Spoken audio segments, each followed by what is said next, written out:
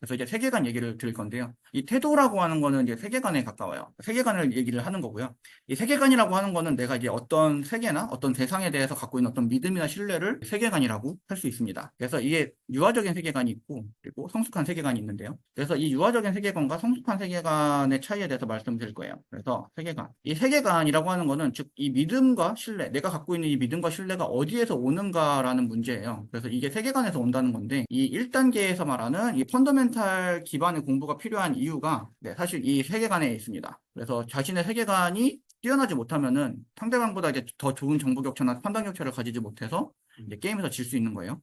그래서 그 결과로 이제 유아적인 세계관을 갖고 있느냐, 성숙한 세계관을 갖고 있느냐, 공부의 영역이기도 하죠. 그래서 세계관이라고 하는 걸 무엇인가 해서 떼어놓고 생각을 하면요, 세계관은 세계와 관점으로 나눠집니다. 사실 이제 세계라고 하는 거는 이제 어마어마한 엄청난 이제 아득한 무한의 세계죠. 그래서 세계 자체는 사실 무심해요. 그러니까 어떤 의도를 갖고서 움직이지 않고요, 그냥 그 자체로 움직이고 어떤 경계도 없고 그냥 자연 그 자체라고 볼 수가 있어요. 그래서 세계에서는 이 세계에는 사실 무슨 일이든 전부 일어날 수가 있고요. 그래서 개인의 세계관을 뛰어넘는 사실 이제 집단의 세계관도 마찬가지예요. 집단의 세계관도 훨씬 뛰어넘는 훨씬 큰 무엇이 이제 세계고요. 그럼 이제 관이에요. 관은 이제 관점 그리고 비율을 말하는데 마치 이제 장님이 코끼리 만지듯이 부분을 통해서 전체를 인식하려고 하는 게 관점이에요. 그래서 그 실제 세계랑 나의 세계관이 일치하면 되게 행복을 보통 느껴요. 그래서 내가 생각하는 대로 세상이 돌아가고 그래서 내가 곧 세계가 되고 그래서 보통 사람들이 이제 정치 욕심을 내고 뭔가 이제 왕이 되려고 하고 하는 이유가 자신과 세계를 이제 동일시 만들기 위해서 하는 거고 근데 이 세계랑 나의 세계관이 일치하지 않게 되면 불행해지고 외로움을 느끼게 됩니다. 그래서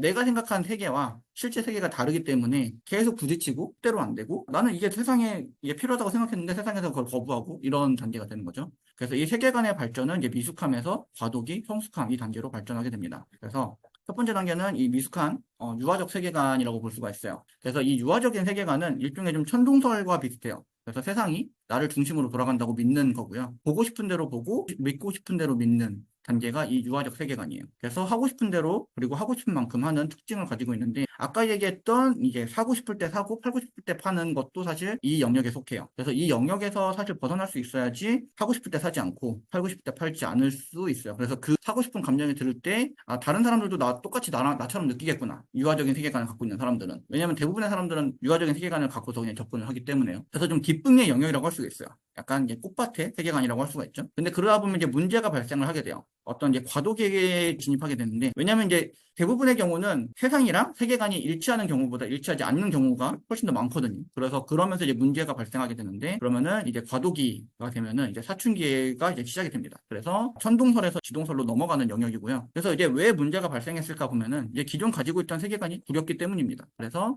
세계는 허락하지 않죠. 그래서 인생은 실전이고요. 그리고 그래서 그 결과로 어떻게 되냐면 보통 기존에 갖고 있던 자기의 세계관을 부정하고 그래서 이제 지동설로 돌아서게 돼요. 그래서 세상은 나를 중심으로 두는 게 아니라 나는 이제 그 세상에 돌아가는 거에 맞춰서 같이 돌아야 된다는 걸 좀 깨닫게 되죠. 그래서 좀 다양한 방법을 이제 새롭게 시도하게 됩니다. 그래서 여기가 굉장히 그런 인사이드 아웃 2에서 나온 불안이의 영역이라고 좀 볼 수가 있어요. 그래서 굉장히 예전에는 좀 약간 굉장히 좀 밝은 세계관을 갖고 있다가 티발 시스러운 세계관으로 넘어가기도 하고 그러다가 이제 무리수를 두기도 합니다. 그래서 그 다음 단계로 이제 넘어가는 게 이제 성숙한 이제 성인기로 가는 건데 여기 어벤져스 같은 경우에 세계관이 통합되는 거거든요. 그래서 다양한 세계관을 통합하면서 저런 세계도 내가 갖고 있던 관점이 다가 아니라 다른 세계관도 있고 이런 세계관도 있고 이런 모든 것들을 포용하는 단계로 가는 거예요. 그래서 이런 깨달음과 자기 포용의 단계라고 볼 수가 있고요. 그래서 자기 연민, 자기 애의 단계로 간다고 볼 수가 있어요. 그래서 옛날 세계관과 새로운 세계관이 통합되고 조화되는 단계예요. 그래서 더 큰 세계관이 확립이 되면서 성장하게 되는데 하지만 다른 영역에서는 아직 유아적인 세계관이 또 잔존하는 특징을 가지죠. 그래서 그런 영역에서는 다시 과거로 돌아가서 이런 세계관이 반복되고요. 그래서 사실 어떻게 보면은 세계관이 계속 발전해 나가는 단계라고 보시면 됩니다.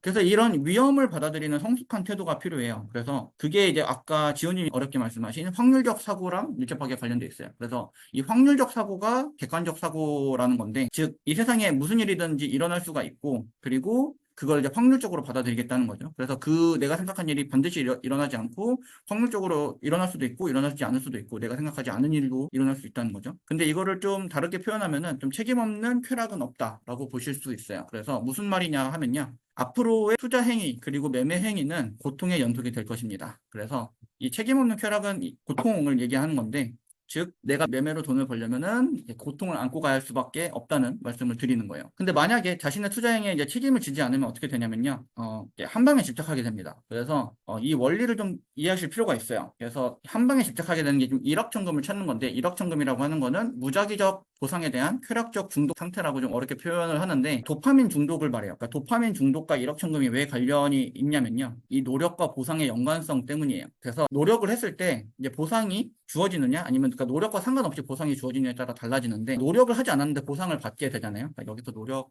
X 보상, 노력을 안 했는데 보상이 생기게 되면요, 사람은 사실 엄청난 쾌락을 얻어요. 그래서 그 도파민이 너무 많이 나오기 때문에 그때 드는 생각이 여기 또 이런 게 없나 하고서 눈에 불을 켜고 돌아다니게 돼요. 왜냐면 사실 돈을 버는 게 기쁜 게 아니라 그 엄청난 쾌락을 받은 게 기쁘기 때문이에요. 그래서 그렇게 스스로 인지하지 못한 상태로 엄청난 비용을 무한대로 쓰게 돼요. 그래서 그 돌아다니는 거 자체가 비용이고 굉장히 많은 노력을 들이는 거죠. 이게 왜 그런 결과가 왔는지 모르기 때문에, 그리고 또 예상하지 못한 결과이기 때문에 엄청난 행운감과 쾌락을 느끼게 됩니다. 그래서 이게 일확천금 중독에 빠지는 원리고 도박에 빠지는 원리랑도 같아요. 그래서 투자가 위험에 빠지는 여러 가지 이유 중에 하나는 도파민 중독이랑 연관이 있습니다. 근데 이 노력과 보상 메커니즘의 단계로 가면은 자신의 노력을 비용이라고 인식을 해가지고 굉장히 좀 가성비충의 영역으로 가게 돼요. 그래서 되게 효율적으로 결과를 추구하게 되는데, 그래서 여기서 이제 생각해 볼 점이 있습니다. 그래서 얻고 싶은 게 과연 이제 투자의 성공인지 아니면 내가 우연히 얻은 행운감과 쾌락 보상인지 생각을 해 보셔야 돼요. 그래서 보통 이제 하루에 20시간 이상 열심히 노력해서 결과 내기 vs 그냥 마우스 딸깍하다가 얻어 걸리기 하면은 당연히 대부분 이제 책임 없는 쾌락을 원하죠. 그래서 마우스 딸깍을 훨씬 원하지만, 하지만 이게 실패로 가는 지름길이라는 거죠. 설명이 길었습니다. 네, 그래서 이제 퀴즈를 준비했어요. 옳은 질문으로 바꾸는 건데, 이게 이제 아마 투자 경험이 그래도 좀 있는 분들이 좀 많이 계셔서 이 생각을 많이 해보셨을 거예요. 왜 내가 사면 내리고 그리고 내가 팔면 오를까? 혹시 이 경험을 안 해보신 분이 있나요? 나는 이게 무슨 말인지 모르겠다. 내가 사면 내리고 내가 팔면 오르는지 모르겠다. 다 아시는 걸로 할게요. 근데 사실 이게 틀린 질문이에요. 네, 왜 틀린 질문이냐면은, 그러니까 옳은 질문으로 바꿀 수가 있어요.